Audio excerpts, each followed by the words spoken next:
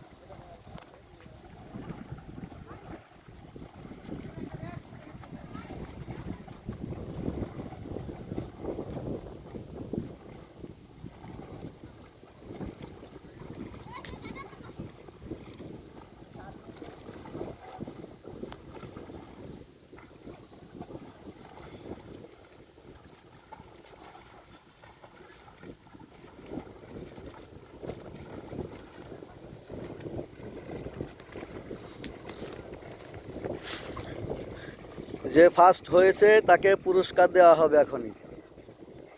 হ্যাঁ, যে এই ছেলেটা ফার্স্ট হয়েছে।